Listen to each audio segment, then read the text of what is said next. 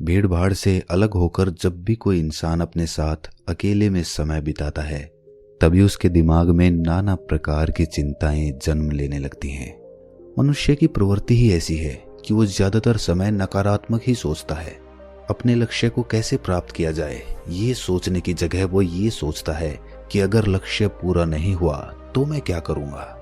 और इस प्रकार की नकारात्मक विचारधारा के कारण वो जीवन पर्यंत डर डर कर जीता रहता है। अगर पूरी बुद्धिमानी और सजगता के साथ इस डर को समझा ना जाए तो यही डर इंसान के पतन का कारण बनता है।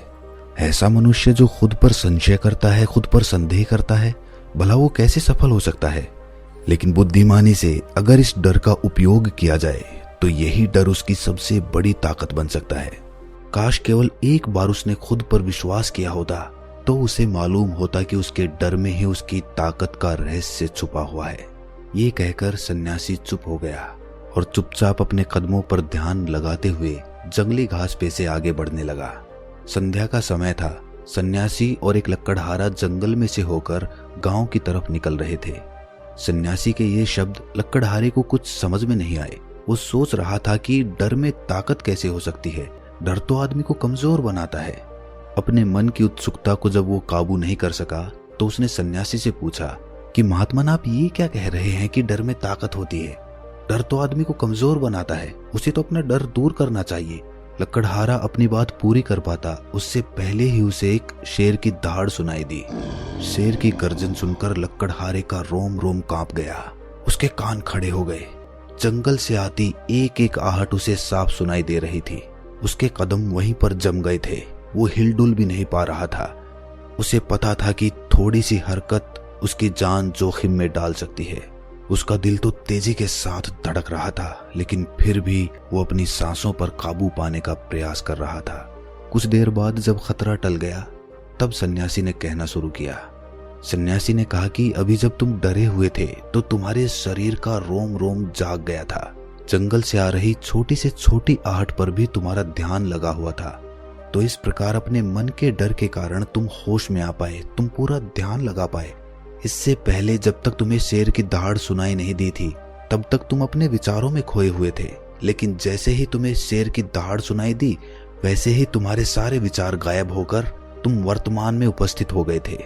यदि तुम्हें अभी शेर से बचकर भागना होता या फिर उससे लड़ना होता तो तुम्हें अपने शरीर की वो क्षमता देखने को मिलती जो आज तक जीवन में तुमने खुद भी महसूस नहीं की होगी।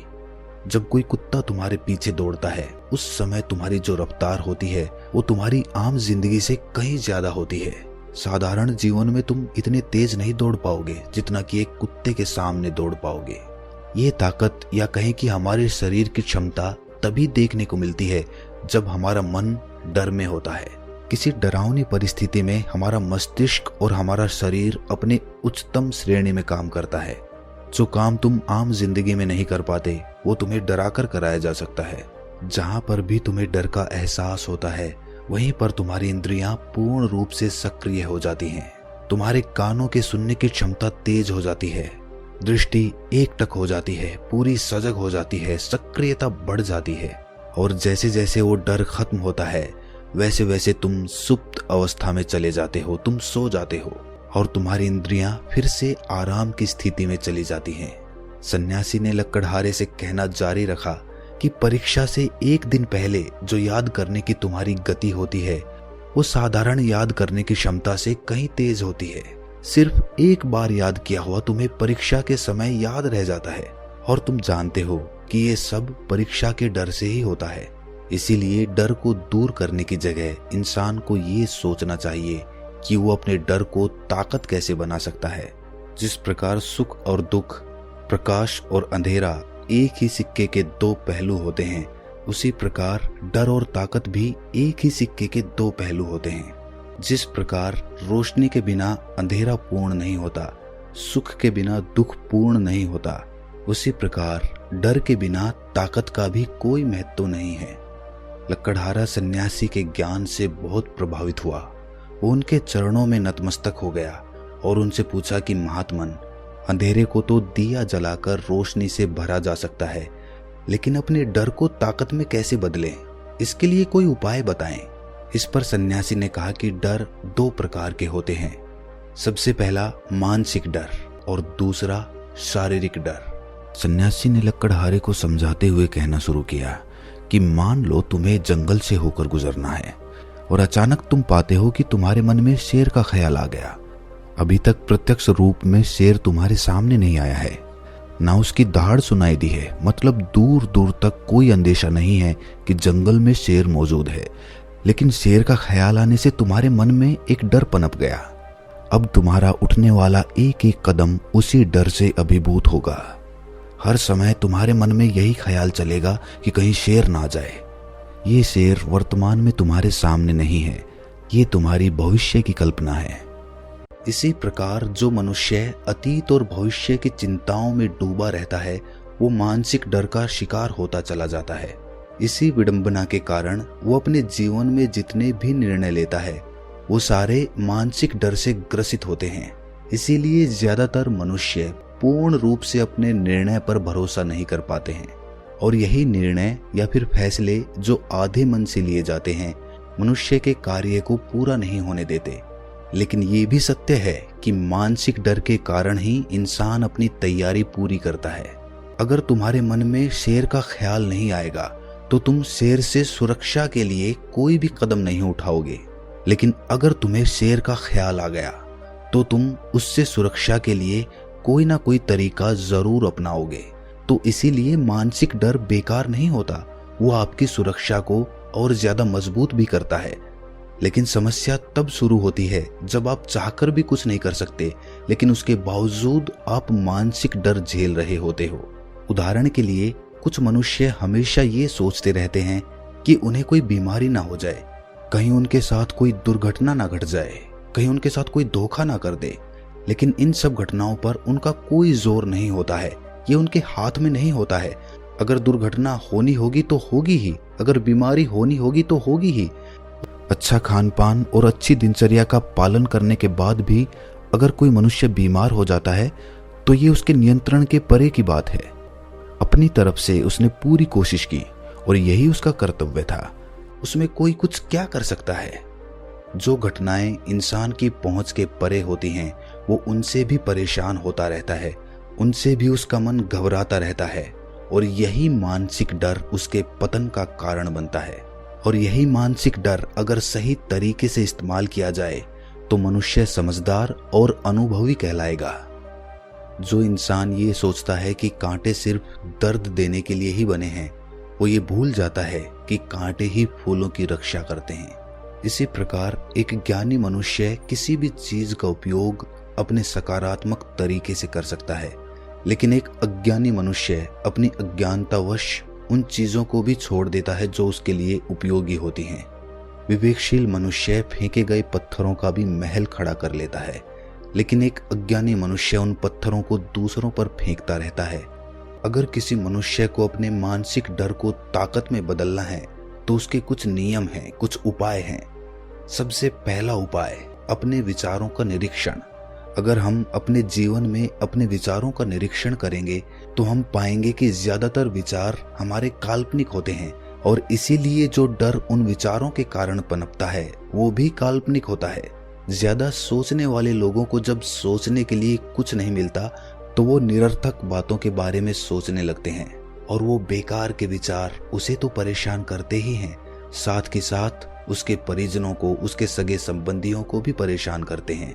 इसीलिए ज्यादा सोचने वाले लोगों को ये समझना चाहिए कि मन में उठ रहे तमाम विचारों में से काम के विचार कौन से हैं और बेकार के विचार कौन से हैं। जो निरर्थक विचार हों उन्हें दूर करते जाओ, और जो सार्थक विचार हों उनको गहराई से सोचना शुरू करो। तभी तुम्हारी समस्याओं के, तुम्हारी उलझनों के उपाय निकलेंगे। मानसिक डर को दूर करने का दूसरा उपाय है उसका सामना करना। इसका मतलब ये नहीं है कि तुम शेर के सामने जाकर खड़े हो जाओ, बल्कि इसका मतलब ये है कि पूर्ण सुरक्षा के साथ तुम जंगल में जा रहे हो। यदि जंगल में जाना बहुत आवश्यक है तो तुम शेर के डर से अपने घर पर नहीं बैठ सकते हो। इसी प्रकार मनुष्य के जीवन में बहुत सारे डर होते हैं, जैसे कि परीक्षा का डर, लक्ष्य ना पाने का डर, झूठ बोलने का डर, सच के पता लग जाने का डर, अपनों को खो देने का डर, दुर्घटना हो जाने का डर। लेकिन जैसे जैसे समय के साथ इन डरों का सामना किया जाता है, वैसे वैसे ये डर जीवन से दूर होते चले जाते हैं। अगर तुम इनसे बचने का प्रयास करते हो तो ये जीवन भर तुम्हें सताते रहेंगे। ये तभी दूर हो सकते हैं जब तुम इनका सामना करो। कुछ लोगों को तो दूसरों के सामने खुलकर बात करने में भी डर लगता है। ऐसे लोगों को अनजान लोगों से बात करनी चाहिए। जितना ही वो लोगों से बात करेंगे उतना ही उनके मन का डर दूर होता जाएगा। मानसिक डर को ताकत में बदलने का तीसरा उपाय है अपने डर को स्वीकार करना। बहुत से लोग अपने जीवन में अपने डर को स्वीकार ही नहीं कर पाते। अगर आप उनसे पूछेंगे कि उन्हें किस चीज से डर लगता है तो वो साफ इनकार कर देंगे कि उन्हें किसी चीज से कोई डर नहीं लगता। लेकिन दूसरों की नजरों में ऊंचा उठने के लिए ये झूठ उन्हें बहुत महंगा पड़ता है। अगर वो अपने डर को स्वीकार करना नहीं सीखेंगे तो वो जीवन पर्यंत उस डर से मुक्त नहीं हो पाएंगे। इसीलिए समझदारी इसी में है कि अपने डर को स्वीकार कर लिया जाए। अगर आपको किसी चीज से डर लगता है तो किसी से शर्माने की या झिझकने की जरूरत नहीं है। हर मनुष्य को, हर इंसान को किसी ना किसी चीज से डर लगता ही है। और आप पाएंगे कि जैसे ही आप अपने डर को स्वीकार करते हैं वैसे ही आपका डर खत्म होना शुरू हो जाता है। और जितना ही आप अपने डर को छुपाने की कोशिश करेंगे आपका डर उतना ही मजबूत होता चला जाता है। ये सारे तरीके तुम्हारे मानसिक डर को तो दूर कर सकते हैं, लेकिन शारीरिक डर को दूर करने के लिए तुम्हें दूसरे तरीके अपनाने होंगे। सबसे पहले ये समझो कि शारीरिक डर कौन सा होता है। मान लो तुम किसी जंगल से गुजर रहे हो और अचानक तुम्हारे सामने शेर आ जाता है। तुमने पहले नहीं सोचा था कि शेर तुम्हारे सामने आ सकता है, लेकिन जब वो तुम्हारे सामने आता है तो तुम्हारी सारी शारीरिक गतिविधियां शिथिल हो जाती हैं। तुम्हारी सांसें अटक जाती हैं, मस्तिष्क काम करना बंद कर देता है और तुम्हारा दिल तेजी के साथ धड़कने लगता है। तो इसीलिए जब बिन सोची बात हमारे साथ घटित होती है तो हमारा शरीर उस डर को महसूस कर पाता है और वही शारीरिक डर कहलाता है। ऐसे समय में शारीरिक डर को दूर करने के कुछ उपाय हैं, कुछ तरीके हैं। सबसे पहला उपाय तो यही है कि अपने ऊपर संयम रखें। जब किसी मनुष्य के साथ बिन सोची बात घटती है तो सबसे पहले उसका संयम टूट जाता है और संयम टूटने के साथ उसका मस्तिष्क काम करना बंद कर देता है और इसी वजह से सोचने और समझने की प्रक्रिया भी रुक जाती है, क्योंकि हमारा शरीर उसी प्रकार कार्य करेगा जिस प्रकार हमारा मस्तिष्क उसे निर्देश देगा। अगर मस्तिष्क की सोचने समझने की शक्ति खत्म हो गई तो हमारा शरीर भी शिथिल हो जाता है। तो इसीलिए अगर कठिन समय में मनुष्य अपने ऊपर संयम रखता है तो उसका मस्तिष्क सही तरीके से काम करता है और वो सही निर्णय लेकर उस परिस्थिति से तत्काल बाहर आ सकता है। यहाँ पर दूसरा उपाय समझने का ये है कि जीवन में कुछ भी घटित हो सकता है।